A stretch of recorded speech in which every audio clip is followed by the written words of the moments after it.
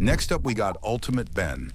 First and only appearance being in Ben 10 Ultimate Alien, Season 3, Episode 7, titled Ben 10,000 Returns. In this episode, the current future of Ben goes back in time to help his present self fight against Eon and his minions, as well as deal with the hands of Armageddon. Ultimate Ben is a special transformation accessible to UA Ben 10,000. Using this transformation allows him to transform into any other alien, granting him the abilities of the alien without leaving his human form, which is kinda ironic in many ways given the purpose of the Omnitrix and classic Ben 10,000's obsession. Ultimate Ben is sometimes able to take the shape and form of his aliens, as seen with Ultimate Humongosaur, but other times that's not the case. Personally, I wish they'd brought him back. I need to see if these concepts are true.